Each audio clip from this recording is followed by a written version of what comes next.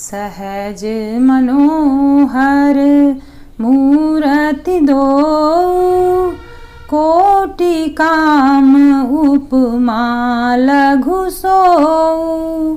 शरद चंद निंदक मुख नीके, नीरज नयन भावते जी के। दोनों मूर्तियां स्वभाव से ही मन को हरने वाली हैं। करोड़ों कामदेव की उपमा भी इनके लिए तुच्छ है। उनके सुंदर मुख शरद पूर्णिमा के चंद्रमा की भी निंदा करने वाले हैं और कमल के समान नेत्र मन को बहुत ही भाते हैं। चितवनि चारु मार मनुहरनी, भावति हृदय जाति नहीं बरनी। कल कपोल श्रुति कुंडल लोला, चिबुक अधर सुंदर मृदु बोला। सुंदर चितवन सारे संसार के मन को हरने वाले कामदेव के भी मन को हरने वाली है।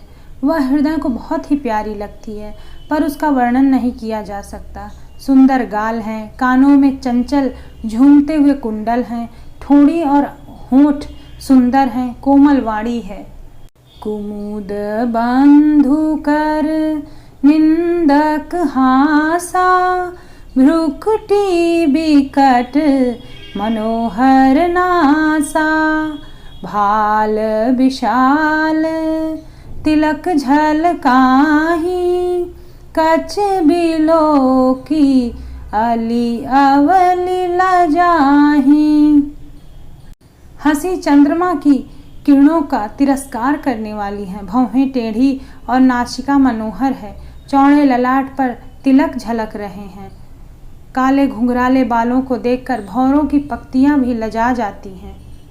पीत चौतनी सिरनी सुहाई, कुसुम कली बिच बीच बनाई। रेखे रुचिर कंबुकल गीवा, जनु त्रिभुवन सुषमा की सीवा। पीली चौकनी टोपियां सिरों पर सुशोभित हैं, जिनके बीच बीच में फूलों की कलियां बनाई हुई हैं।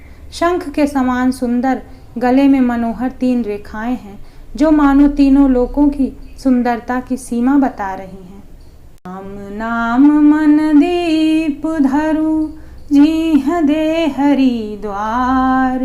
तुलसी भीतर बाहर्यों, जो चाहसी उजियार। हरे रामा राम राम हरे हरे। हरे कृष्ण कृष्ण कृष्ण हरे हरे। कुंजर मणिकंठा कलित, उरिन तुलसी का माल। वृषभ कंध के हरिठवनी, बल निधि बाहु विशाल। हृदय पे गजमुक्ताओं के सुंदर कंठे और तुलसी की मालाएं सुशोभित हैं। उनके कंधे बैलों के कंधे की तरह ऊंचे तथा पुष्ट हैं। खड़े होने की शान सिंह की सी है और भुजाएं विशाल एवं बल की भंडार हैं। कटी तुनीर पीति पट बांधे, कर सर धनुष बाम बर कांधे। पीत यज्ञ उपबीत सुहाए, नख सिख मंजू महाछवि छाए। कमर में तरकश और पीतांबर बांधे हैं। दाहिने हाथ में बाण और बाएं सुंदर कंधे पर धनुष तथा पीले यज्ञोपवीत सुशोभित हैं। नख से लेकर शिखा तक सब अंग सुंदर हैं। उन पर महान शोभा छाई हुई है। देखी लोग सब भय सुखारे, एक टक लोचन चलत न तारे। हर्षे जनकु देखी दो भाई, मुनि पद कमल गहे तब जाई। उन्हें देखकर सब लोग सुखी हुए। नेत्र एकटक हैं और सारे पुतलियां भी नहीं चलते। जनक जी दोनों भाइयों को देखकर हर्षित हुए। तब उन्होंने जाकर मुनि के चरण कमल पकड़ लिए। करि बिनती निज कथा सुनाई, रंग अवनी सब मुनि हैं दिखाई। जह जह जाहि कुंवर बर दो, तह तह चकित चितव सब को।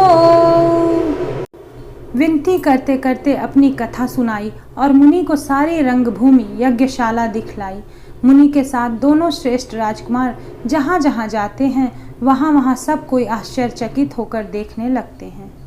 निज निज रूख राम ही सबु देखा, को न जान कछु मरम विशेषा।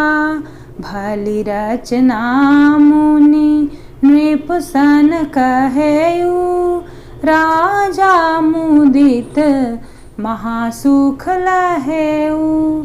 सब ने राम जी को अपनी अपनी ओर ही मुख किए हुए देखा, परंतु इसका कुछ भी विशेष रहस्य कोई नहीं जान सका। मुनि ने राजा से कहा, रंगभूमि की रचना बड़ी सुंदर है। राजा प्रसन्न हुए और उन्हें बड़ा सुख मिला। राम नाम मन दीप धरु, जीह दे हरिद्वार। तुलसी भीतर बाहरऊं, जो चाहसी उजियार। इस संपुट का अर्थ गोस्वामी तुलसीदास जी कहते हैं कि यदि मनुष्य अपनी जीभ द्वार की देहली पर राम नाम रूपी मणि को रख ले तो उसके अंदर और बाहर दोनों तरफ प्रकाश फैलेगा।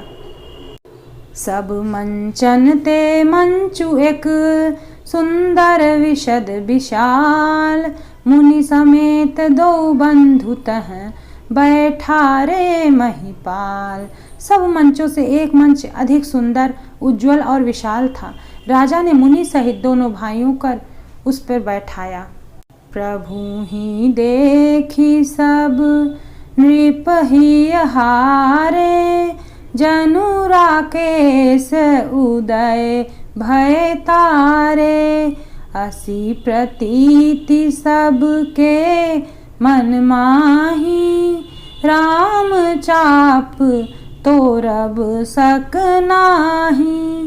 प्रभु को देखकर सब राजा हृदय में ऐसे हार गए, उत्साहहीन हो गए, जैसे पूर्ण चंद्रमा के उदय होने पर तारे प्रकाशहीन हो जाते हैं। उनके तेज को देखकर सबके मन में ऐसा विश्वास हो गया कि रामचंद्र जी ही धनुष तोड़ेंगे, इसमें संदेह नहीं है। बीनु भंजेहु भव धनुष विशाला, मेले ही सिय राम उर्माला। अस बिचारी गवनहु घर भाई, जसु प्रताप बलु तेजु गवाई।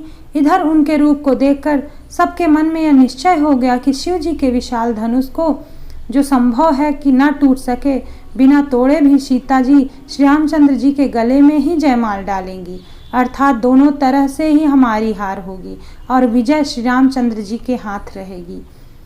ये कहने लगे कि हे भाई, ऐसा विचार कर यश प्रताप बल और तेज गंवा कर अपने अपने घर चलो। बीह से अपर भूप सुनि बानी, जे अविवेक अंध अभिमानी। तोरे हूँ धनुष ब्याहु अवगाहा, बीनु तोरे को कुंवरी बियाहा।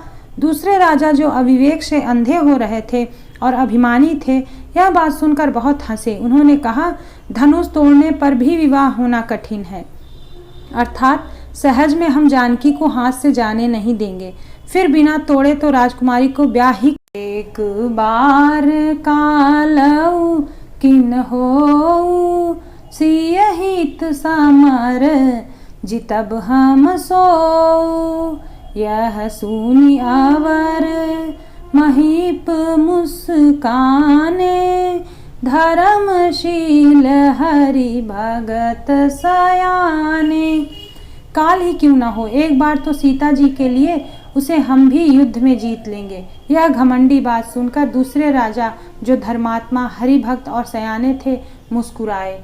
If you like videos, please subscribe this channel. Thank you for watching.